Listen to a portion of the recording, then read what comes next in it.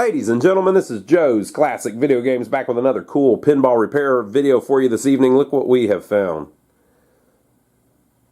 This is a Bally Blackjack. What a cool game. We've had this one in the past, but we had a gentleman bring us this game to repair for him. And it's an interesting one. It's been repainted and had all kinds of stuff done to it. So we're going to check it out a little bit, and then we're going to see what he wants us to do to it, right?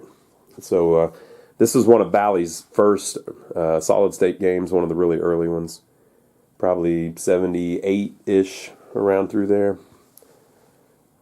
But somebody has completely refurbed the thing. The side, like all of this isn't even how the thing looks originally. So they've kind of custom stenciled it and custom painted it, and they did a cool job of it. See the overspray and everything? They kind of did it how it was originally done, but the colors are different than original. You can see where the serial number was here, that it's kind of all blurred because they put the paint on it, right? So it looks like it says maybe, I can't even make it out. The paint's nice and thick. We're going to touch it up a little bit where the black is scuffed up. But usually whenever you see a repaint, they didn't do that great of a job. This one, they did a pretty good job. Whoever did this knew what they were doing. The main difference between a crappy one and a good one is this splatter paint, in my opinion. So they have painted it like a cream, kind of off-white color. It's more like a tan or something.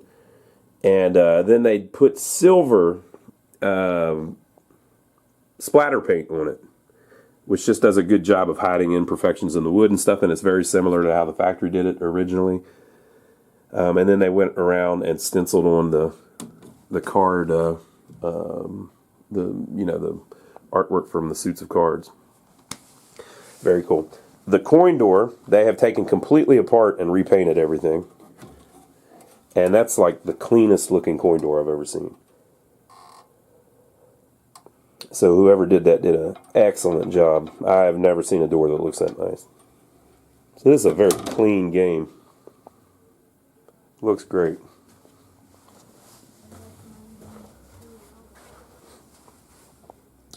It's got the original side rails and a similar paint job on this side. Great job, whoever did that.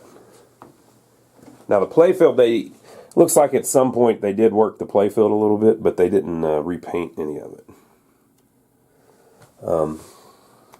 I don't really blame them. I probably wouldn't have either, but the customer has specifically asked us if we would. Let me darken it up so you can see kind of the condition a little better. So they've put Mylar over the pop bumper, the kicker there, over some wear, which is fine, but that means we can't clean it that good under the Mylar. Right? So the gentleman wanted to know if we could touch that up a little bit up there and touch this up a little bit down here. So we'll look into that. We'll probably do that in the next video. The back glass, I haven't taken it out, but I'm going to guess that's a reproduction. It's just too nice. I mean, it's perfect from the front, at least. And it has those really bright neon colors.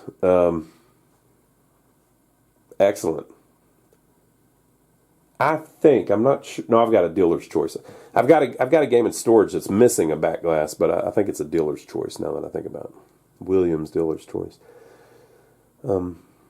But cool. Okay, so I'm going to read you what the guy wanted us to do to the game, and then we'll see how much of that we can get done. Okay? So, he just bought this a while back, and he's having a little bit of issues with it. It won't kick the ball out. That is the number one complaint we get on pinball machines. People call us and will say, "What's wrong with it?" And I always say, "It won't kick the ball out," which, on one hand, could be a very simple thing, or it could be a really complex thing. So, but to me, it's interesting because to the player, to someone who's not a repair guy, that's the fault they see. It won't kick the ball out. So we'll see what that means here in a few minutes. He wants us to clean the playfield. You saw it's pretty dirty. He wants us to check the light bulbs, which we will. He wants us to put a new lock on the door. It's missing one. No problem. There's something going on with the 4th player display. We'll figure out what's up with that. He wants us to clean the tape off of the leg there. Just some duct tape residue. Wants us to touch up those 2 spots on the playfield. All new rubber rings and stuff. And this target is broken, this red target. He wants us to replace that. So easy peasy, people. So the little bit of playfield stuff. But the main thing is going to be, why won't the ball kick out? What does that mean? Is that something like there's no credits on it? Or is that something like the game's not booting up? Right? So we're gonna see if we can fix that first and play it a little bit, and we'll go from there. So let me simply plug it in, and then we'll turn it on and see what happens. You know what? Scratch that. Let's look in the back box first. I forgot we didn't do that. Whenever I move them, I always like to kind of look inside of them just to see make sure we're not cooperating with a show. You know, make sure there's nothing nuts going on. There might be a booby trap in the back box or something. I don't know. I don't know what we might find. There may be a raccoon in there. A raconteur in there, right? So I'm going to take the back glass out kind of because I want to see what the back of the back glass looks like. And then we'll turn it on.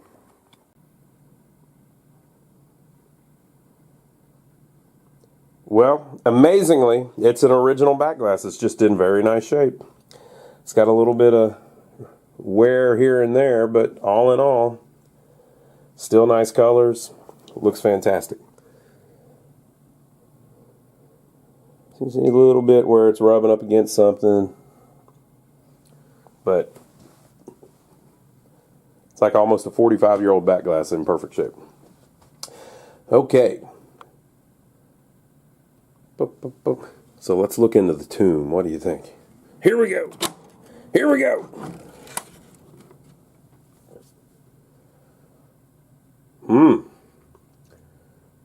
Yeah, it's just an old school. All original. Everything looking pretty good. It's been fixed up a little bit, but very nice and clean. Wow. Looks good. So somebody has serviced it. Let me brighten it up so you can see in the back box a little bit better.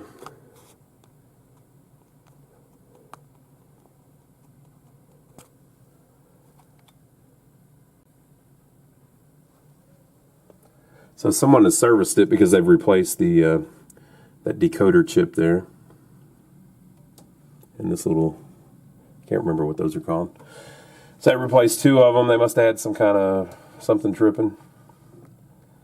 They didn't do the, they didn't replace the filter capacitor. We'll probably take it out and do that. This is the slightly newer power supply, the one with the 2 bigger, I can't remember what those are called. They replaced one of the bridge rectifier, they replaced bridge rectifier 1, I believe, with those on some of the later games. But I said later, but I mean like after 6 months or something like that. Original style lamp board, that's cool. Everything looks clean. And the original board, but someone has at some point taken the battery off of it, which saved the board, and they mounted it down here remotely in a little bag. And there's some numbers on it, and they may have told us the date that all that went down. That'll be cool to see, won't it? Okay, so, and the 4th player display is right there. So, so here's what we're going to do. Just for just for the look of it, I'm going to put the back glass back in it, and then we'll plug it up and turn it on and just see if it does anything. All right, so he's saying ball won't kick out. We're about to find out what in the world does that mean.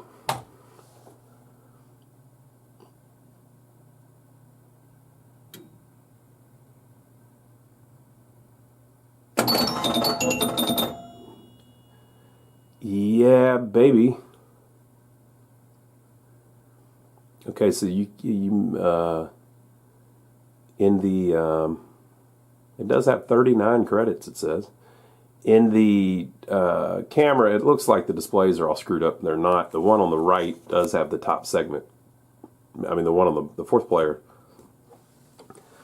does have the top segment missing. But they're not flickering and all that. And here in person, you don't see that. Boy, she looks like she's trying to do what she do. All right, so there's 39 credits. Let's hit start and see if anything happens. Ball did kick out.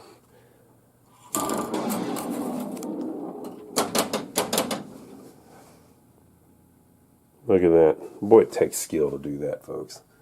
Look at that. Look at that. I got mind control over these pinball machines.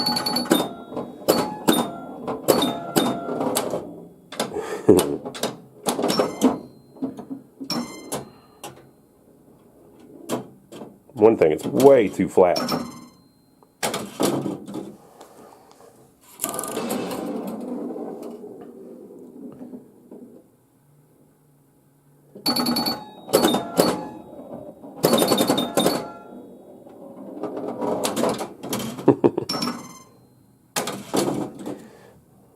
I forgot it gives you the player's hand and the dealer's hand and all that.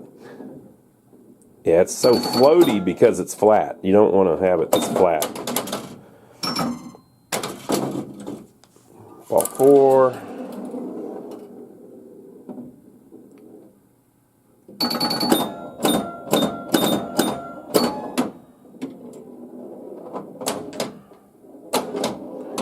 Just in case you don't know, like, all the Bally games around this time were like awesome. Awesome, awesome, awesome.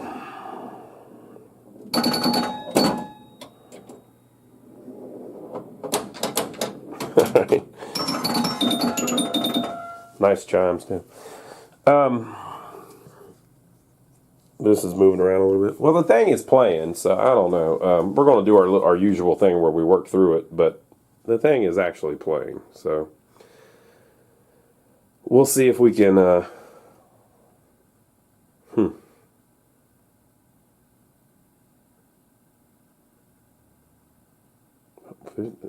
5. Oh, the high score is 55555. I wonder if that's saved in the settings. So let's go into the test mode. Okay, so there's all the lights. Yeah, there's a few of them out. That looks pretty good. Okay, there's our displays. They're working pretty good except for that player 4. I'm going to guess that's not going to be fixable. I'll bet the glass has a problem. That's why they've got it in the 4th position. It could be that there's a transistor out, so we'll definitely check it and try to fix it, but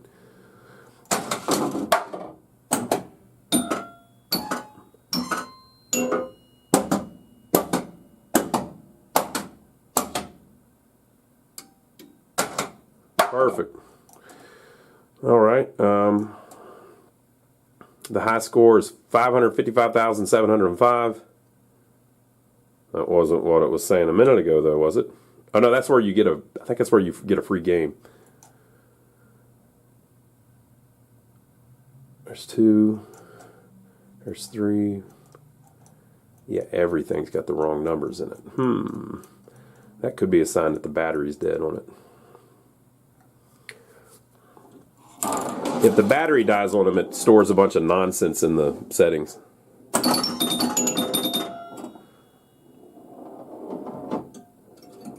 So a lot of times you can tell if you turn it off and back on, it will have more just gibberish in the displays. But since it had 39 credits on it already, it seems to me like it was probably all right. Let's turn it off. We turned it off. We'll try it one more time just to see what the displays say. See, it saved our 38 credits. And it's just giving us the same high score. So we're probably good. We'll we will figure out why he couldn't start the game and work through it a little bit.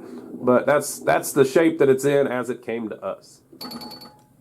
All right, so since I'm kind of curious about how much work whoever worked on it before did to it, I'm going to try to fix that fourth player display first, I think, so because it'll be the easiest to pull out. So I'm going to go ahead and pull that out, and we'll look at it on the test bench and see if that's going to be a glass thing, or hopefully there's a transistor messed up or something. But if you look, see how you see that little bit of a dot on the top there? That kind of makes me think the glass is messed up. But we'll see. I hope I'm wrong. Okay, so I'm going to show you how I test these. Now, remember this was in the fourth position. Why is that important? It's because if you got a bum one, that's where you put it. So it could be that whenever the guy, whoever, or the girl, whoever it was that fixed this thing up, they knew they had a bad display and they put it down in the fourth position because the glass was screwed up. These are plasma displays, and once they're messed up, you can't get this glass anymore. Okay? So that could be what's going on. Now, it's been worked, though. If you look, the connector here has had all of the joints resoldered. They did a great job. Looks just fine. I have no way of knowing when they did it, but it looks good. So that's not an issue. So someone has already worked through this. They've also replaced some of the resistors. These commonly burn up, but if that happens, it makes a whole digit disappear. So we don't have that. We've got a segment missing, which typically would be one of these transistors here. Okay? So we're going to check them. And the way I'm going to check them is I'm just going to compare them to each other. Alright, now there are 7 of them, because there are 7 segments. And the way I do it is I just set my multimeter on diode check.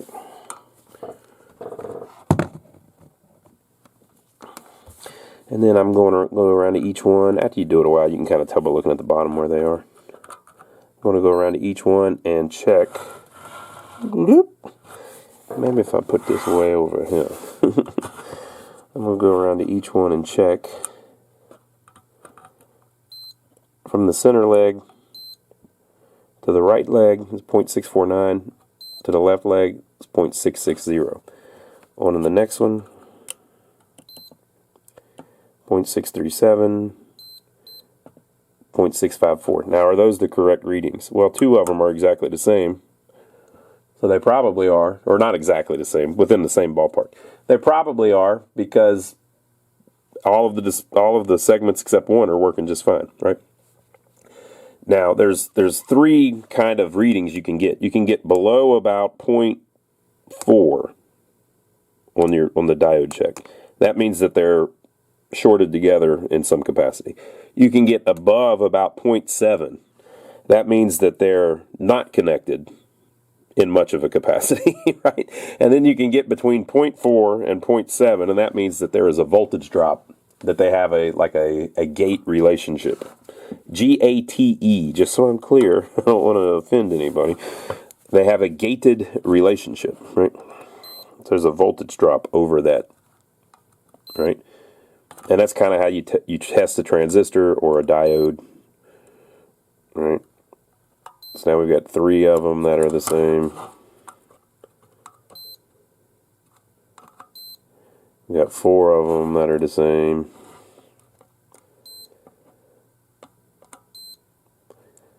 Five of them that are the same.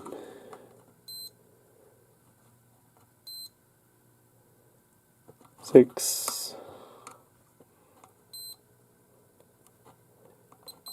Yeah, all the transistors are fine.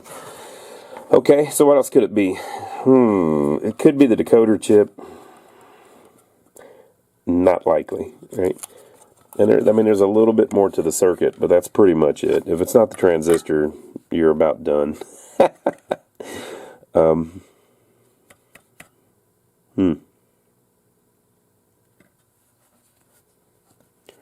just looking to see if I see anything that looks suspect.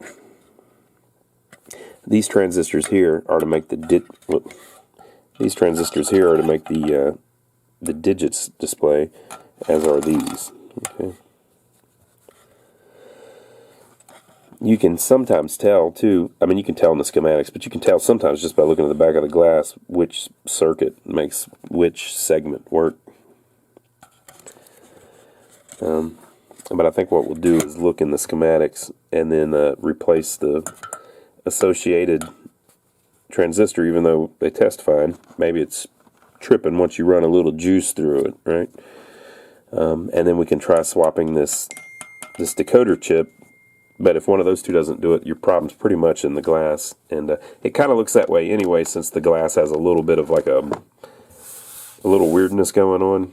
That's what they look like whenever they start outgassing and they can no longer illuminate. So let's look at the schematics.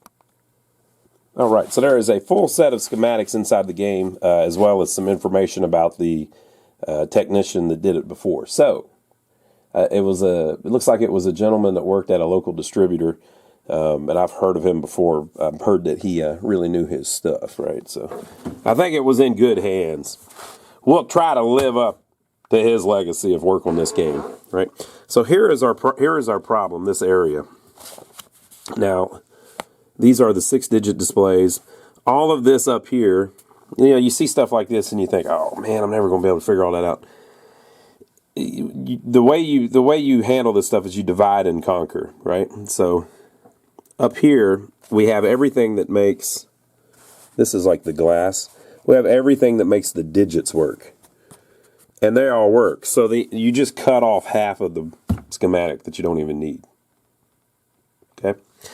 And then you have this little legend here that tells you the numbers or the letters.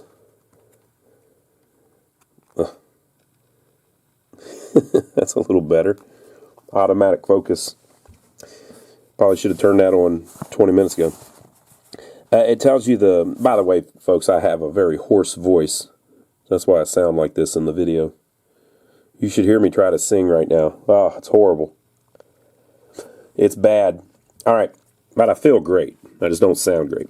Okay, so segment A is our segment that's messed up. Right? That one's missing. So we're just looking at the thing, and it's very well labeled. So this is what lights up segment A. You know, they did a really good job on the schematics. And things like this are easier to work on because there's several that do the same thing, you know. So whatever makes A work, makes B work, C, D, E, F, G. You can compare to each other like we just did on the transistors, right? Okay, so for A to light up, it goes through a resistor, R13, which is a 1.5K resistor. I checked that, and guess what? It's fine. And then also involved is R14, a 300K resistor. I tested that, and guess what? It's fine. Now you'll notice over on like the B segment, it has different resistors, right? And it only mentions on this particular one, it just happens to be the first one. It mentions the actual measurements, but on these they're the same. It just doesn't write it to save space and ink. Okay. And then it comes down to Q13, so that ended up being the transistor that we're talking about, okay, which is an MPS A42. Those are like 20 cents or something like that, very inexpensive. And then there is another 1K resistor on this side, all right? And so you see that all of them act similarly. Now what turns that on is this line here to the transistor.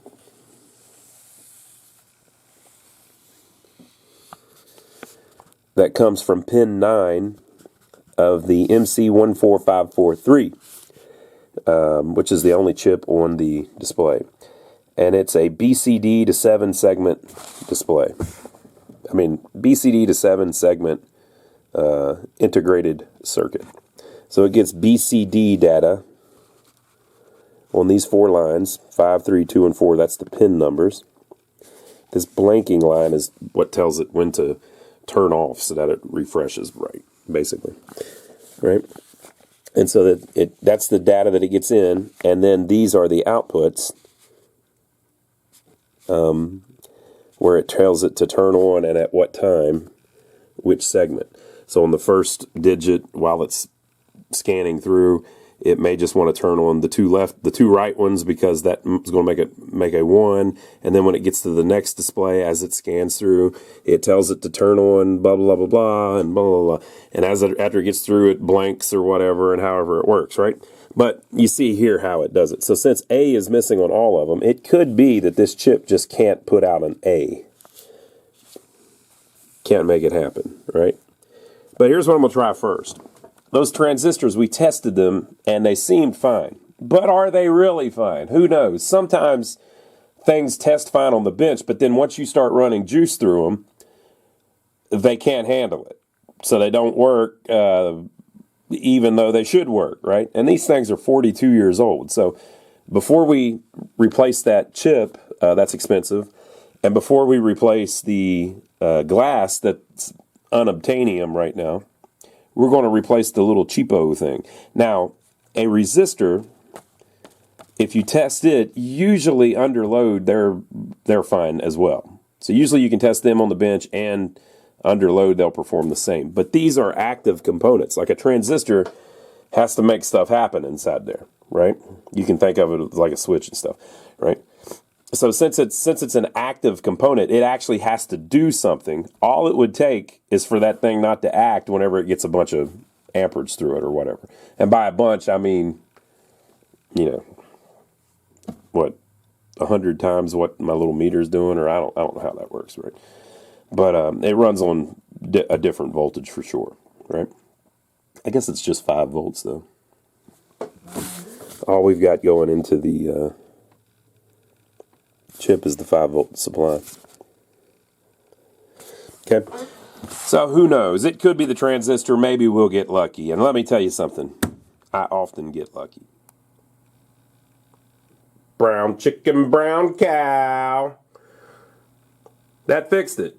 I could have swore it would have been the glass, but I was wrong.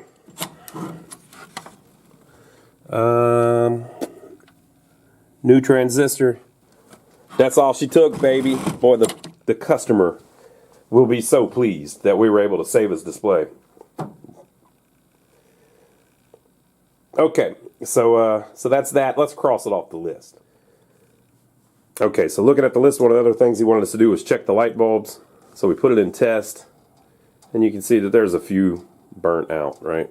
So let me go ahead and replace the ones in the back box, and then I'll put the back glass back up, and we'll take the glass off and start replacing them under the playfield too. Very, very simple to do. So here's what the inside looks like, nice and clean. There is a little bit of rust on the chimes, but that's the only thing in the game really that gives you any sign that it's not in just excellent shape, right? So there were a couple little light bulbs I replaced. But lucky for you, we have 2 problem childs. So the very first bulb does not want to light up no matter what. And at the same time, on the back box, that bulb right up there at the top will not light up to save my life. It just won't do it. So we're going to have to figure out why that is. So I'm going to pull out the lamp board. We'll look at it on the workbench and see if we can find a couple bad SCRs that make those work. So here is the driver board. These little SCRs drive all the bulbs, and so if one of these is messed up, the bulb won't work. Or if the connection is messed up, the bulb won't work. The bulb won't work. Okay? So it could just be a dirty connection, or it could be bad solder. So let me show you. Boy, it's nice and clean, pretty good looking. A little bit of discoloration up there. You see that's on all of them. Okay, so let's look at the solder joints. Here we go, we're going in. So we're looking for some that do not look proper. And it's usually the ones on the end.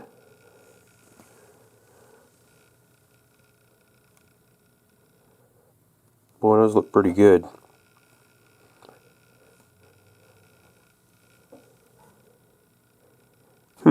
Pretty clean little game. Okay, let's look at the other side.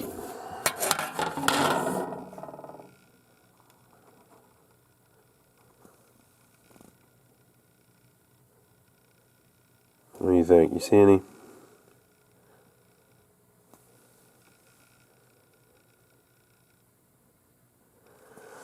Okay, now it looks pretty good. I'll resolder it anyway. But, so here's what I'm going to do. I'm going to look in the manual and see what the SCR is that drives those two light bulbs that are not working. So once again, we're back to the schematic. So the actual MPU only sends it a little bit of information. 1 strobe line, 4 lamp data lines, and 4 lamp address lines. And by doing that, they're able to turn on all kinds of stuff. So the 4 address lines go to every one of these MC14514 binary to 1 of 16 decoder chips, right? And then they send 1 data line to each one of them. PD0, PD1, PD2, and PD3, and there's 4 of them on the board. So all that comes in here, goes to the 4, and then the 4 turn on the twinklers.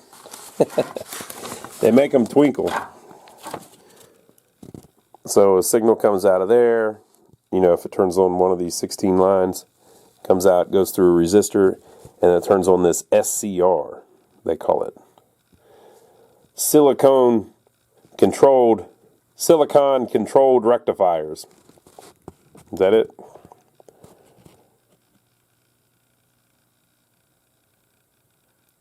Okay, and that connects over to here and is essentially the ground that grounds each light bulb. So on this schematic, it shows me what each one of them does. Now this is different from Williams. Williams used a matrix. This doesn't, Bally didn't do that. They used individual SCRs for each light.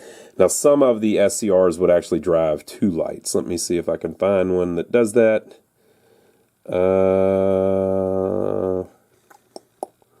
On this particular sheet. Nope, not really. But it had the ability to do that, okay? So here's what you do. We've got 2. Now remember, this is a very clean looking game. Everything's been serviced. Okay, so this is connector J1. One of our problem childs is the 1,000 point bonus light.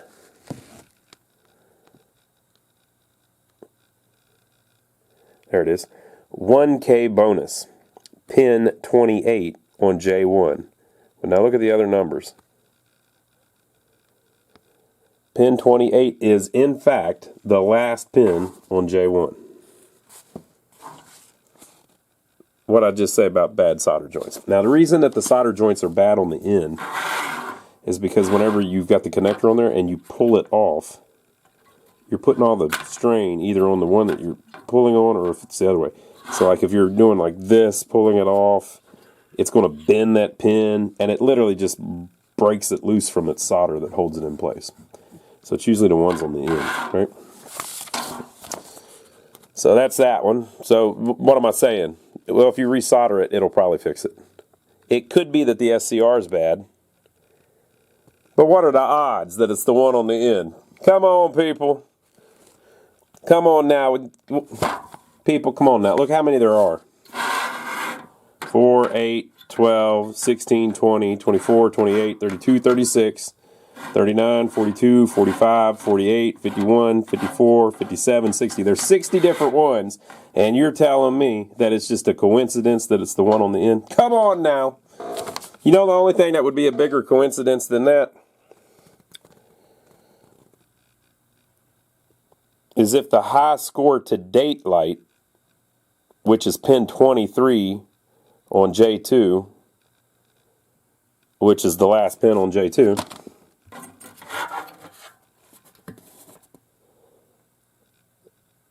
the only bigger coincidence of the SCR being bad and it just happened to be the one on the end is if you got 2 of them bad and it happens to be the one on the end of each thing. Come on, folks. Now, you know I can't talk right now. You're trying to get me worked up. Come on. Come on, people. Come on now. That can't be right, people. It's mathematically impossible, probably. It's the probability of that being mathematically possible is impossible, people. Come on now. You know if you got two out and it's that one and that one, it's got to be the solder. Come on now. Come on now, people. Okay, so I'm going to resolder them and we'll see. But let's look at the specific ones. Let's look at the specifics. If it'll focus for us. Does that one on the end look screwed up to you? Looks to me like somebody's already been messing with it. Have they been messing with it? I can't tell. We're going to mess with it. And then it's this one.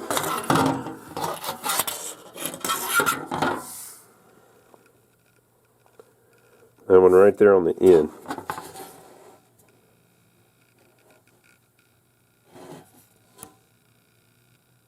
I don't know. Looks pretty good. Well, we'll see. We'll test those SCRs as well. Okay, so we're going to test the SCRs. I resoldered everything. It looked cool to me, though, so that may not have been the problem. It may be that we have two SCRs that just happen to be at the end of two connectors. 1 in 60 chance. Multiplied by 2. It's probably like 1 in 120 chance. That's probably not how the statistics work, but you know, you get my point. So one of them is this one right here. So we're on our diode check again. And if I measure between a couple pins on a good one, I get 0.703, and then on going the other way it's open, and then if I do this one, I get 0.644, which is pretty close to that. Go this way. It's open. 0.703 again, going this way, it's open. And then our questionable one,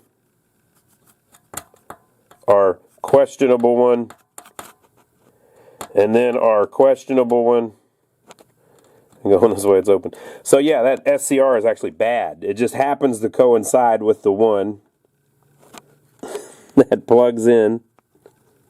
Wait, what is that? Oh yeah, that's right. It just happens to be the one that's on the last pin, but the solder is not the problem. Whoa! We're crashing. We're crashing. Are you all right? Did you make it? Okay. So that's that one. Now the other one is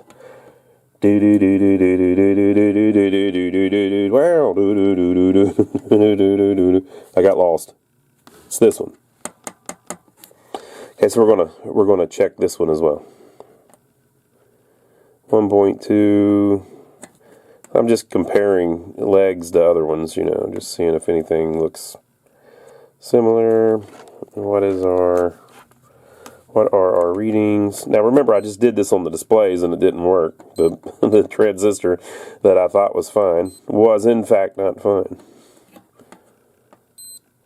But in this instance, this one seems to be measuring just like the other ones, right?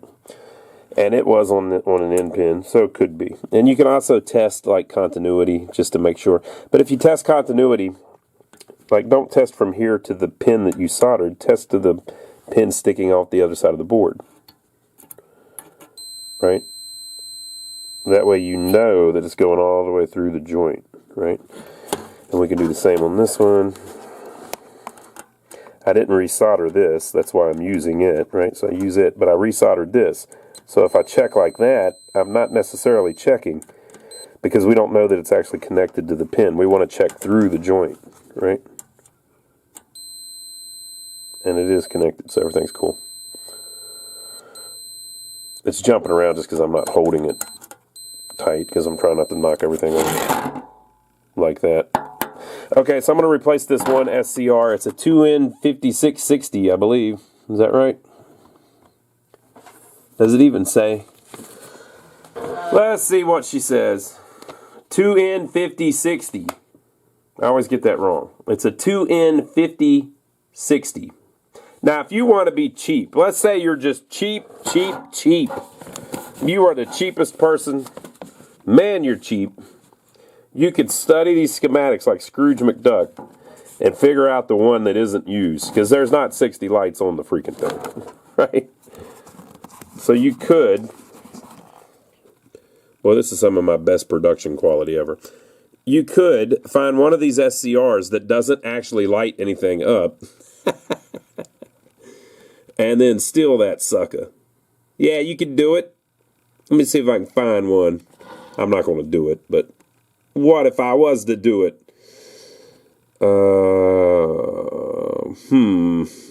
Maybe it does use all of them on this one. Maybe not. Maybe. I don't know. A lot of times there's an extra one, so you could probably get away with stealing one. Now, usually, whenever you see me do these boards, what I do is I go through and I check every SCR and blah, blah, blah. Why am I doing that? It's because it's a game that's been sitting a long time. It's an unknown working order. So I'm going through and doing like preventative maintenance. On this one, we already know everything works except 2 light bulbs, right? So we're just troubleshooting the 2 light bulbs. And you get a little different look on the video this way. So hopefully you enjoy it. All right, so I'm going to swap that one SCR, and then we'll go plug it back in and see if that got both of our lights back. Okay, so got all the bulbs working. Very cool. Back how it should be. All right, so we're going to service the other boards quickly, even though there's really nothing wrong with them. So first thing I'm going to do is I'm going to pull out the power supply. All I'm going to do on it is I'm going to try to resolder the back. Well, I am going to resolder the back of where the connectors plug in, just because sometimes that ends up being a problem. But I'll show you that the connectors themselves are not burnt or anything. It looks really clean. But I'm going to pull that board out just because I want to resolder the back of those connectors. So here is the power supply and the rectifier board in excellent condition, as you can see.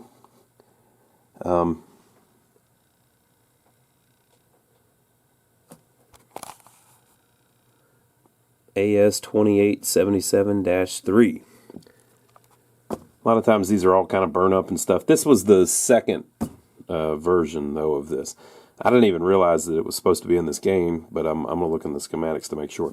Basically, on the earlier version, there was another bridge rectifier here, and they removed it and turned it into these 2 Veros. Vero R712E. So that's interesting. Look at that first bridge rectifier would go bad from time to time. It has, I think that's something with the lamps or whatever. Let's look at the schematics real quick. As I suspected, this one originally would have had the other one. As I suspected, somebody's been doing some upgrades. Okay, so this version gets rid of BR1. BR1, which is the 7.8 volts AC winding on the transformer. It originally went through this bridge rectifier and is where the 5.4 volts DC comes from. That is used for the switched illumination bus. So it's basically the lamp boards, like I thought. So they've basically just taken a transformer out of a newer machine and put it in there. I see some date codes on the Vero R712Es that say 8001. That probably means the first week of 1980. So this is from a later machine, Blackjack from 78. So, but that's cool. They swap back and forth. This one, I think it was just kind of like a little bit of a more updated version, but you can see how clean this thing is. Like, even the metal is clean. Look at that. It's still shiny, people. It's 42 years old. Hasn't had much miles on it. I'm going to take these 2 screws loose and so we can lay this down. All I'm going to do is resolder the pins on the back of that because they cause problems sometimes. And I'm going to make sure that the fuses are the right values. Then we're going to throw it back in the machine. So there's the back of it. There is the ugly pins. Looks like maybe somebody's already reflowed them. All that flux on there. It looks like maybe it's been a while. So I'm going to reflow them. And by the way, whenever you're doing these, I just add more solder. Some people say, oh, remove all the old solder and then put new solder. You can do that if you want, but I don't. I just add a little bit of extra solder, just a little bit. You're basically reflowing it. You're trying to get the solder to flow again. So I put a little bit of extra on it, which heats it up, mixes it all up. Boom. Done. So that's all we're worried about. Okay, folks, so we reinstalled it. I turned it back on just to make sure everything was still working, you know. Now, you can test all the voltages, and again, we do that whenever we're working on a game that is kind of unknown condition, but we already know everything really works on this one, so it's not really that necessary on this board because they're unregulated voltages. Non-regulated, what do they call them? Irregulated? No. Unregulated. And then it comes up to the solenoid driver board, right? And this turns the 12 into 5, this area, and then this area makes the voltage for the displays, etc., etc. So since we have the benefit of a game that's already working, we are going to check the voltages on this. And then I'm going to pull it out, resolder the connections, and replace that capacitor. Okay, so I'm gonna go ahead and check the voltages just so we can see if there's anything that we need to look at while we have it out of the machine. So let me grab the multimeter. Okay, so the main one that we're concerned with is the 5 volt. So this is the 12 coming in is at 13.8, and then going back out, the 5 is at 5.17. That's pretty much perfect. That's fine. So all of these other boards run off of 5 volts, including, most importantly, the MPU. But you wanted in a perfect world, you'd have it exactly at 5. But if you're a little high over here, that means whenever it goes through the connectors, if it drops a little voltage, you'll still end up with 5 volts or probably a little higher than 5 volts on the MPU. So that's cool. Okay, so we don't have to really mess with that whenever we take it back out. And then we need to worry about the display voltage. Let's see if this is shorted. Now I can see already that it's been rebuilt. There's some replaced parts here. So I'm going to check this test point. It's putting out 172 volts. Now if you look at the other test point, it's got 241 coming in. So it's putting out 172. You can adjust that with that potentiometer. I think originally they wanted it to run off 190 or something like that, but over the years, people like to turn them down because it makes the displays last a little longer. It makes them slightly dimmer, but you can barely tell, if you can even tell. So 170 is perfect. So on this board, what we need to do is pull it out, like I said, reflow the connectors, and then swap this capacitor. So let's pull that out and check it out. So here is the back of the board. It's had extensive work done to it. All of the connectors have already been resoldered, and they replaced a lot of the stuff in the display area. So that's new. That's new. That's new. Even the heat sink is new. It's had like a complete rebuild kit put in. A couple new diodes. Looks like a new resistor.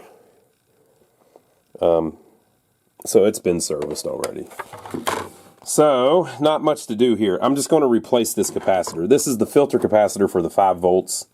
And after a while, if you leave this, what happens is you get a lot of ripple on the line, and it starts making things like the MPU reset or things like that. So it's just a good idea to replace that at some point. That may change our output voltage. We were at 5.17. It'll be interesting to see if that raises that after we replace that capacitor. It'll be interesting. And if you're curious, this is a 78H05.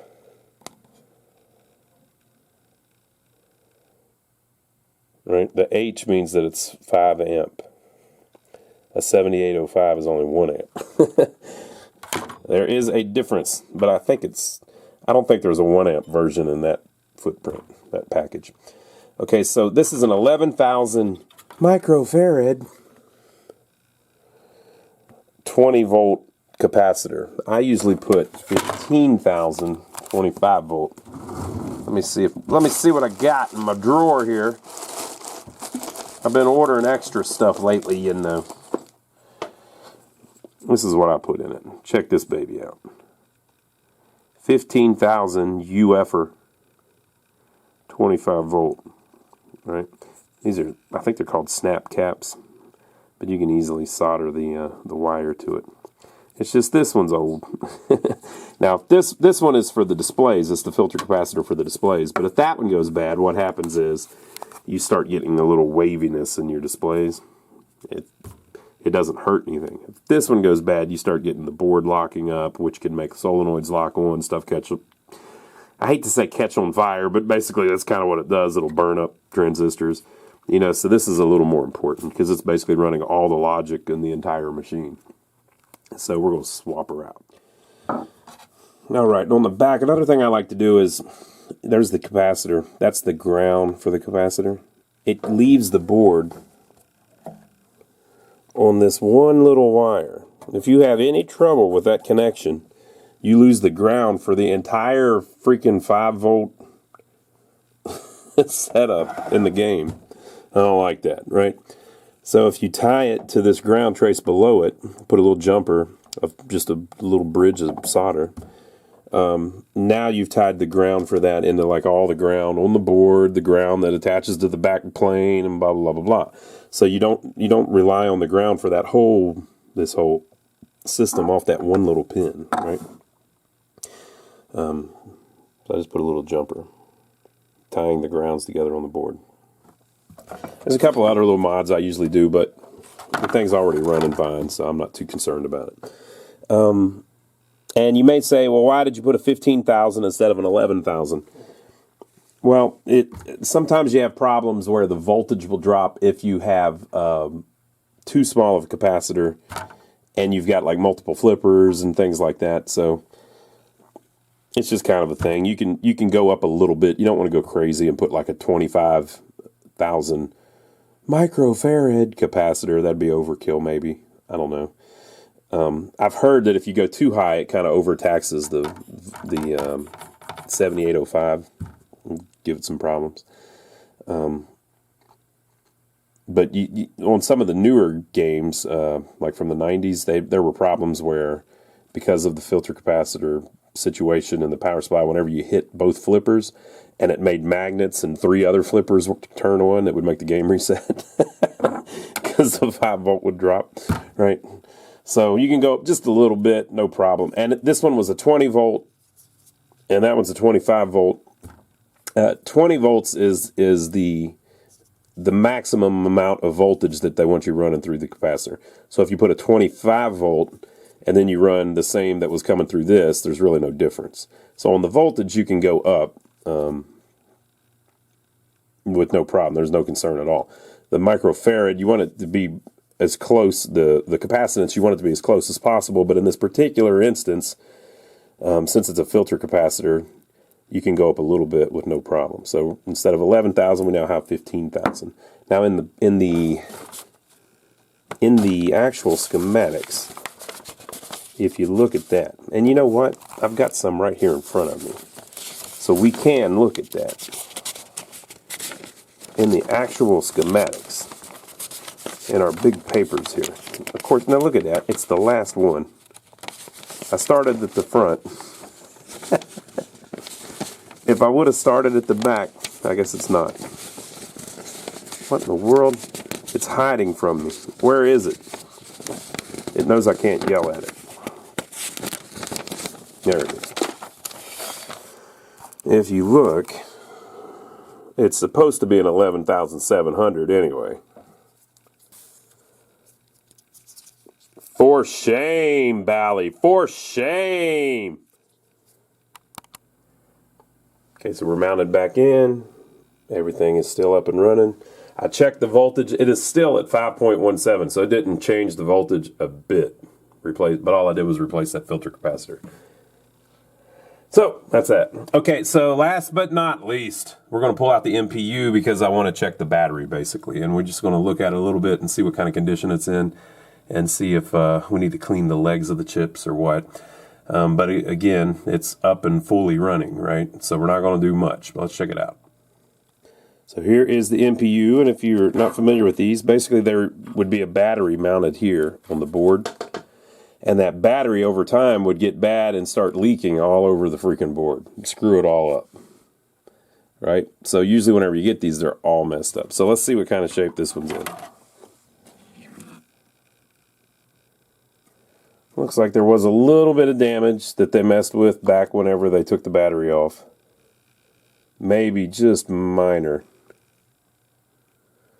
That's not corrosion though, that's just damage basically that's left. Okay, so let's look at the back. Yep, there was a little bit. You can see it there. Just slightly oxidized. And you can see where they cleaned it up with something or treated it with something.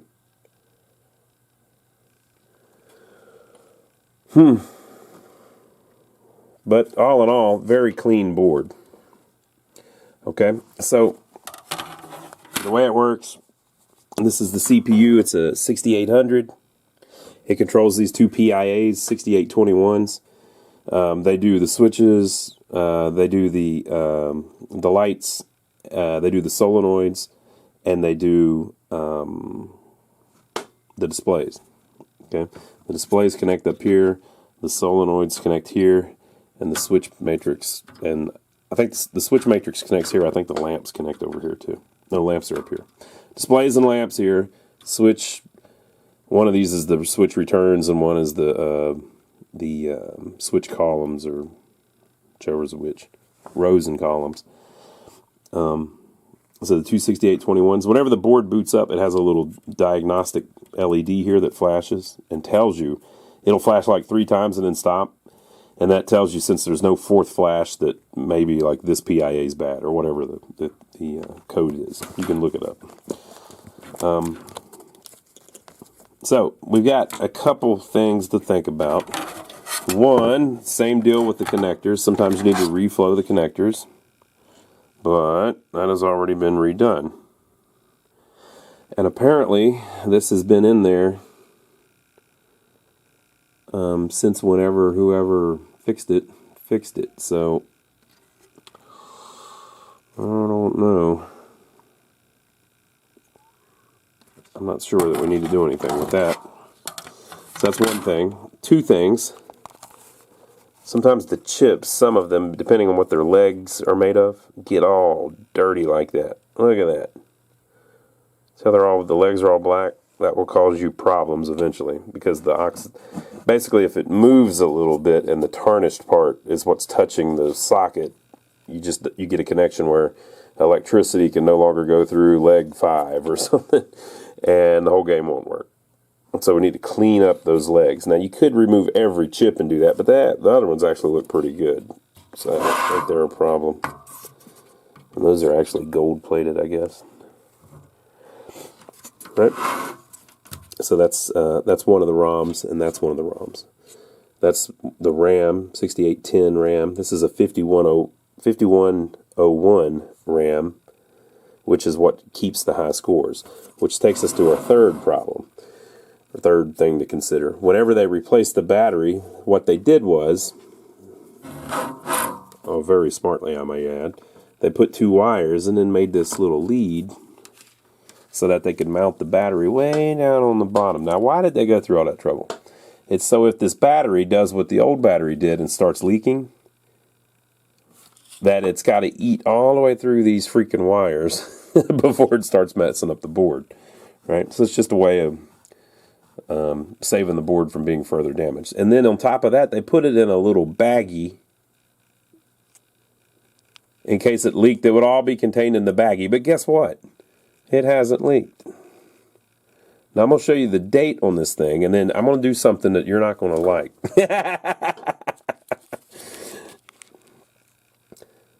I think that means June 1st of 1998. That's what I think that means. It says 980601. Now in America, we usually would put 060198. Month, date, year. Now I know the rest of the world doesn't like us doing that, but that's what we do. But 98, that can really only mean 1998, right? Unless I turn it around this way, and then it means 2000. I'm just kidding. I think it's this way. But I don't, well, actually, yeah, because the 9 messes us up. And nothing happened in 86. Come on, people. Let's not get cray-cray. You know this thing ain't from 1986. But the battery may be from 1998. That was 24 years ago. Okay? Now, here's the thing. This game has been turned off for a long time. Okay? It has...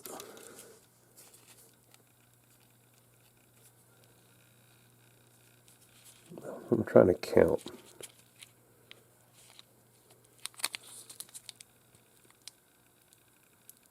Yeah. So there's 3 cells in there. See it? 1, 2, 3. So that's a 3.6 volt battery. Am I right? Right? I think. Okay. So the chip needs 3 volts, right? So look at this.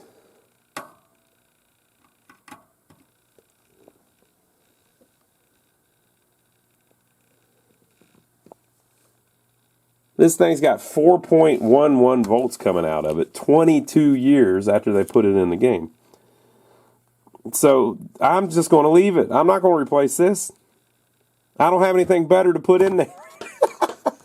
What am I going to put in there? You want me to put a little, look.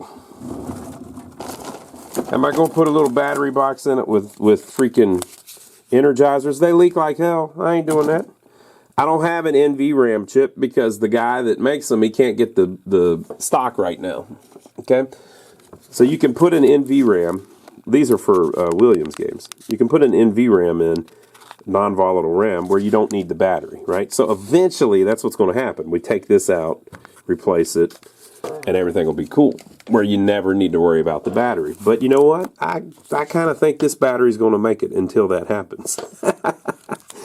It's supposed to be putting out 3 volts. It's putting out 4 volts, people. Come on now. I ain't replacing that thing. It's working great. And it's not leaking. It's in a bag. Even if it did leak, it's way down here. It ain't going to hurt nothing. We're going to leave it. So what am I going to do to this board? The only thing I'm going to do is clean that chip. It's working. Hey, if it's working, don't fix it. Okay? That's how I see it. Whoever did this did a really good job, and it's working fine. I'm leaving it alone. Don't fix what ain't broken. I wanted to talk about one other thing. Well, 2 other things. Just to clarify, this is probably a very high quality battery. That's what, you know, that's why I'm leaving. That's why it's lasted so long. You can get, don't let them tell you can't get nice batteries. You can get nice batteries. There were these batteries in the Cinematronics games that they put out back in the day, like the ones that like World Series baseball and stuff like that. They have like, it's some crazy crap like an expected 80-year lifespan or something, because they just need a little trickle of juice from it to retain the memory on the board. You know what? I might have one of those. Let me see if I've got one. I'll show you what I'm talking about. There you go, right off my shelf. This is the one I'm talking about. Tell me if I'm crazy. Tadiran, T-A-D-I-R-A-N, lithium inorganic battery, 3.6 volts. These things last forever.